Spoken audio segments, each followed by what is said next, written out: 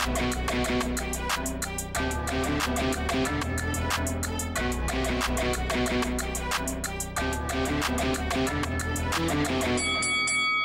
guys, welcome to Boxing Squared for boxing news and views from around the internet. An unlikely fight between Deontay Wilder and Joseph Parker is seemingly in the works according to multiple reports, including by Dan Raphael, who broke the story. So this would be the co-main event, with the main event to be headlined by Anthony Joshua and Otto Wallin, the Swedish heavyweight. So I'll cover that fight in another video because that's also interesting, because you still have the equation of, well, is Deontay Wilder and Anthony Joshua ever going to fight? Because you've had Wilder saying he'll go to the UK to talk to Joshua to get something square. But in the meantime, there is a card that looks likely for the 23rd of December, and Wilder, who's been out of the ring for a year, looks like he'll face Parker, who's been active 3 times this year, facing Whainga Opilu, Jack Massey, and also most recently Simon Keane, where Joseph Parker got a second stoppage in a row, albeit at below world level. So Wilder and Parker is kind of an interesting fight for a few reasons, because at the moment, Joseph Parker's trying to make his way back up and sort of get himself into what you would call a relevant position in the heavyweight division. And I know some people might get a little triggered by that, but what I mean by that is he kind of fought most of the guys that meant anything in the heavyweight division, and after that he took a few losses and he was kind of on the outside looking in. So he's, for the time being, been out of the big paydays. He's been looking to, after that knockout loss to Joe Joyce, get himself back in the mix, hence this sort of tune-up / rebuild campaign in 2023. But seemingly he's going to luck into a fight with Deontay Wilder, who I do have a few questions about, because there's a year of inactivity now after his win over Robert Helenius. That was a case where he had 1 round of action and starched Helenius. Wilder is now, what is he, 38 years old. So, you know, how much juice has he got left in the tank? And there's inactivity, and so you have a situation where there's a few questions, but I think automatically you do have a situation where Deontay Wilder is going to go into a potential fight with Joseph Parker as the raging hot favorite, just because, you know, he's the bigger, longer guy who's got that equalizer in the right hand, and as we've seen, he can certainly hurt you with other punches if you give him the opportunity. But in Parker, the smaller man, he's a guy who can box and move, and we know that Wilder doesn't necessarily deal that well with boxers and movers. He can be outboxed, but there is always the threat of the right hand, and apart from the fights with Tyson Fury, he's basically found those punches to take guys out, apart from Johan Dorper, who did end up getting stopped on his feet. That is a fact that is often forgotten. But Wilder, if you give him an opportunity, you work from the outside. And let's face it, for the most part, Joseph Parker likes to box and move, sort of fight at the mid-range to the outside. And if he's a guy that's going to give a chance to Wilder, Wilder will take it, and you could see Joseph Parker on the seat of his pants being knocked out. And I think most people, especially Parker fans, may not realize that. I think a lot of people would consider this fight for Deontay Wilder effectively a high-level stay busy, because a lot of people would expect that Deontay Wilder would beat a Joseph Parker who at world level hasn't really fired, has no knockouts, hasn't really hurt anyone badly at the world level, but certainly Joseph Parker has pulled down some massive paydays. He's had a couple of good wins along the way, especially earlier in his career, Andy Ruiz Jr., but of late he certainly has disappointed and sometimes has stunk the place out at world level. These tune-ups where he's got knockouts, they don't count. That is just, you know, at a certain level, those guys either don't have a chin or Joseph Parker's got the power, enough power at that level.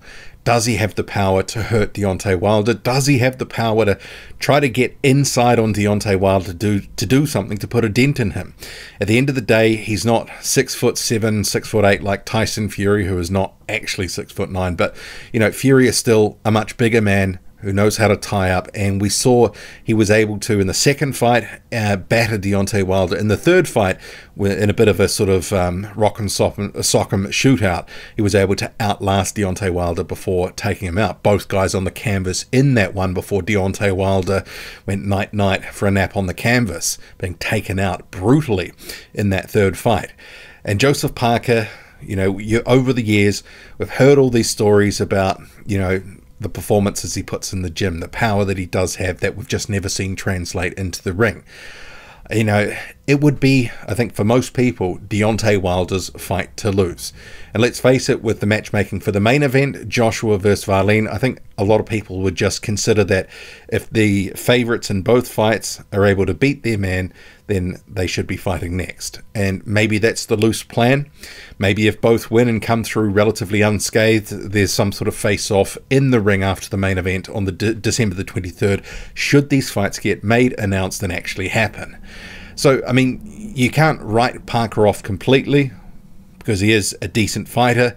You know, he's either somewhere in that sort of top 6 to top 15 range. There's a bunch of fighters that is sort of you can plug and play, interchangeable, but he is not considered those elite fighters. We're generally Tyson Fury, Anthony Joshua, Deontay Wilder, Alexander Usyk, and more recently there's been names like Zhang Jilei sort of thrown in there. Before that, Joe Joyce, and as we know, Joe Joyce absolutely obliterated Joseph Parker.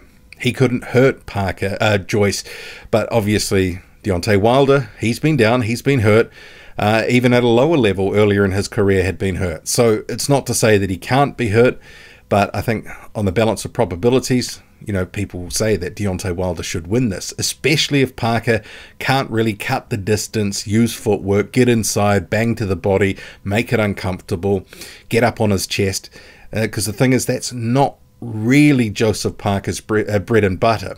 At a lower level against certain opponents, sure, he can do that, but at the higher level, what we've seen is the more box and move Joseph Parker.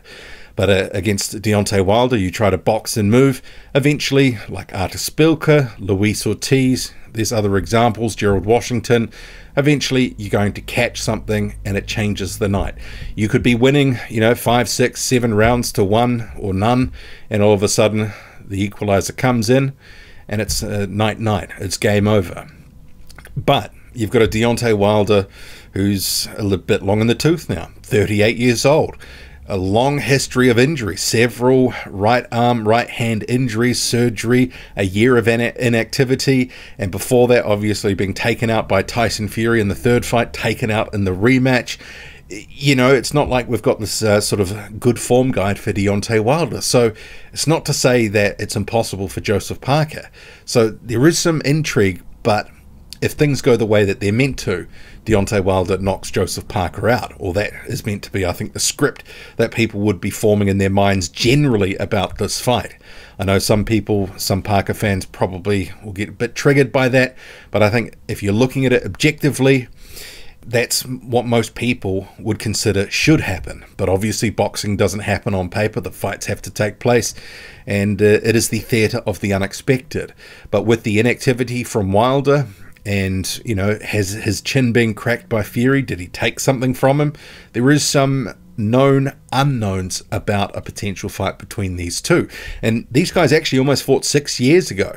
There was talks of a fight in 2017. Parker actually even attended. Here's a screenshot. Attended one of Deontay Wilder's fights in 2017. It never happened because there wasn't enough money in the fight. Both the sides, it was going to be, I think Parker was offered $1 million or something like that and was like, thanks, but no thanks. Eventually went on to fight Anthony Joshua the next year and got $10 million. So these guys make fights and decisions based on money, and there must be quite a bit on the table. Some people may actually say, what has Joseph Parker done to basically get back into a prime position for a big fight like this? But sometimes it's opportunity, and you just have to, the door opens, you walk through, you take that opportunity, and who knows, if he upsets Deontay Wilder, he's in the mix for another big fight. And if Wilder, he effectively just has to go in there, look good, win, you know, be destructive, and there's going to be another big fight. How many more fights for Deontay Wilder, who sometimes, some time ago had talked about maybe fighting to 40? We'll see. You know, who knows? Deontay Wilder, Joseph Parker in the works for the 23rd of December. What do you make of it all? Drop a comment, loud and often. Hit like, hit subscribe. Follow me on Twitter, boxing_squared. I'm out.